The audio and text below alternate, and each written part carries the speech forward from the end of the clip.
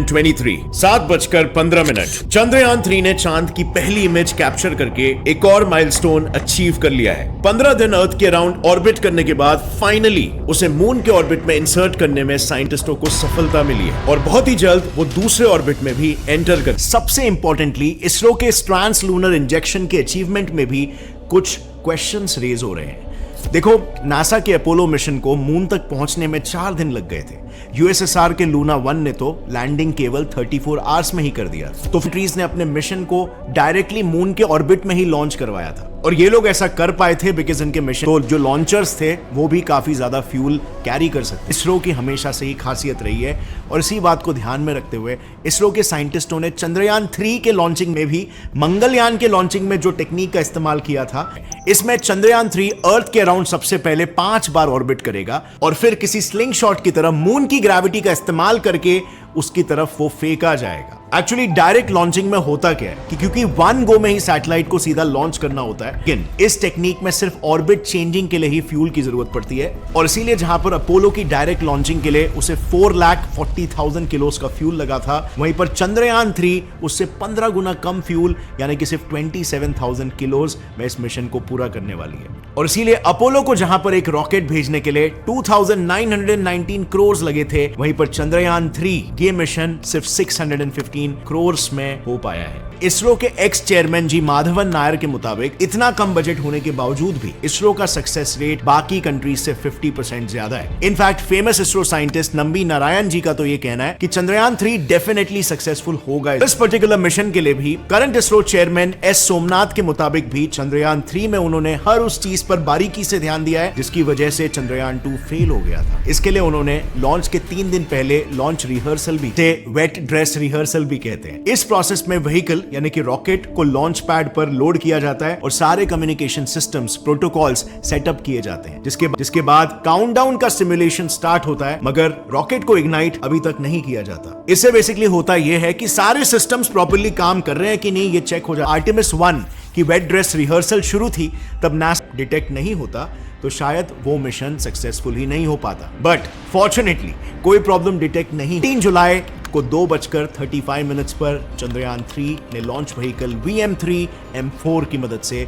चांद की तरफ अपनी उड़ान भरकर पृथ्वी के पार्किंग ऑर्बिट में सही सलामत एंटर कर लिया। इस पार्किंग ऑर्बिट में किसी भी सैटेलाइट के रिवॉल्व करने के अपने फायदे होते हैं, क्योंकि सपोज रॉकेट अगर एटमॉस्फेरिक ड्रैग या ग्रेविटी की वजह से अपनी प्लान्ड ट्रैक, इसके बाद चंद्रयान 3 ने 5 अलग अलग अर्थ सेंट्रिक ऑर्बिट्स में रिवॉल्व किया, जहां 17 जुलाई से 25 जुलाई के बीच के स्टेप्स में उसे थ्रस्ट दिया गया ताकि वो एक एक करके पहले से बड़े ऑर्बिट्स में एंटर कर। दरअसल साल 1925 में जर्मन इंजीनियर वॉल्टर हॉमन ने एक बुक पब्लिश की थी, द अटेनेबिलिटी ऑफ हेवनली बॉडीज, जिसमें उन्होंने किसी भी ऑब्जेक्ट को एक ऑर्बिट से दूसरे ऑर्बिट में भेजने के लिए लगने वाले मिनिमम अमाउंट ऑफ एनर्जी को कैलकुलेट किया था, जिसे उन्होंने नाम दिया द हॉमन ट्रांस। कोई भी एलिप्टिकल ऑर्बिट में घूम रही सैटेलाइट पृथ्वी के सबसे नजदीक पॉइंट पर होती है, यानी कि इस पॉइंट पर, तब उसे थ्रस्ट दिया जाता है ताकि वो दूसरे लंबे ऑर्बिट में एंटर करे। तो एग्जैक्टली इसी प्रोसेस की मदद से चंद्रयान 3 ने 25 जुलाई को अपने 5वें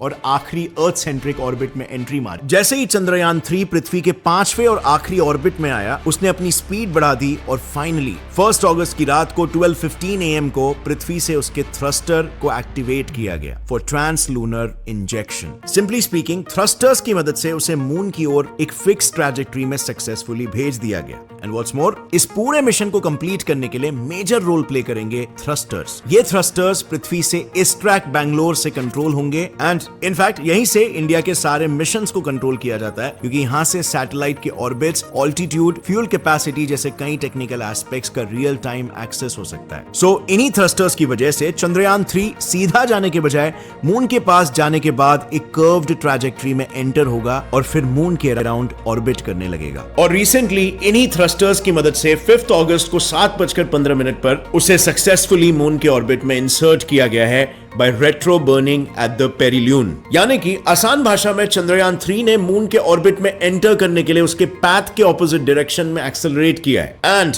यानी कि वो मून के ऑर्बिट में रिवॉल्व करना शुरू कर देगा। इसमें जैसे अर्थ के ऑर्बिट में चंद्रयान 3 अपनी स्पीड बढ़ाकर ऑर्बिटल साइज बढ़ा रहा था, बिल्कुल उसके ऑपोजिट यहाँ पर मून के ऑर्बिट में एंटर करने के बाद वो अपनी ऑर्बिटल साइज और स्पीड दोनों को कम करने लगेगा। उसके बाद जैसे ही चंद्रयान 3 मून सरफेस से कुछ 30 किलोमीटर की हाइट पर पहुंचेगा, वो उस पर लगाए गए सेंसर्स की मदद से अपनी लैंडिंग स्पॉट्स को सर्च करेगा और मून के साउथ पोल पर एक सॉफ्ट लैंडिंग करेगा। और अगर ये मून के साउथ पोल पर सॉफ्ट लैंडिंग सक्सेसफुल हो गई तो इंडिया 23 अगस्त 2023 को शाम 5:47 पर मून के साउथ पोल पर लैंड करने वाली पहली कंट्री बन जाएगी। ऑल्सो इस मिशन में बाकी कंट्रीज के स्पेस एजेंसीज भी इंडिया को पूरा सपोर्ट कर रहे हैं। जर्मनी का गून हिली अर्थ स्टेशन लिमिटेड, ये सारे स्पेस एजेंसीज चंद्रयान 3 को ट्रैक करके उससे आए हुए सभी डेटा को इसरो के साथ शेयर कर रहे हैं, क्योंकि अल्टीमेटली इस सब से सिर्फ इसरो को ही मदद नहीं मिलेगी, बल्कि ESA के according international space flight collaboration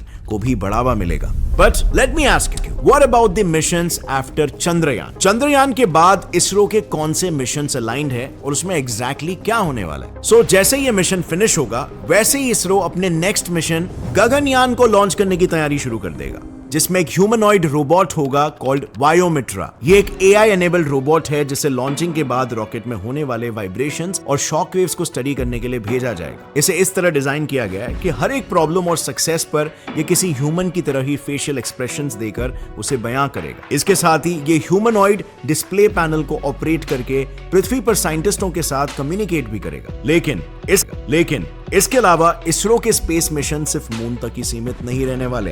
in fact deep solar system exploration के लिए इसरो अगले कुछ सालों में कई सारे माइंड ब्लोइंग मिशंस को लॉन्च करने वाला है, जैसे कि आदित्य L1। इस मिशन में बेसिकली एक प्रोब सूरज की स्टडी करने के लिए रवाना हो जाएगा। इस मिशन का मेन ऑब्जेक्टिव है सोलर एटमॉस्फेयर को, खास करके क्रोमोस्फीयर को और कोरोना को स्टडी करना, जिसके लिए इसमें 7 पेलोड्स इंसर्ट किए गए हैं। उसमें से 4 सोलर सरफेस को स्टडी करेंगे और बचे हुए 3 सोलर विंड्स और मैग्नेटिक फील्ड को ऑब्जर्व करेंगे। इसके बाद फ्रेंड्स साल 2031 तक इंडिया शुक्रयान 1 भी लॉन्च करने वाला है, जो वीनस पर होने वाले volcanic activities, wind speed, atmosphere और बाकी के प्लैनेटरी फीचर्स को ऑब्जर्व करेगा। एंड फाइनली शुक्रयान 1 के बाद अगला मिशन होगा मंगलयान 2, जो मंगलयान 1 के मिशन को कंटिन्यू करेगा आगे। कॉन्टैक्ट टूट चुका है और इसी के साथ मिशन भी वहीं पर खत्म हो गया।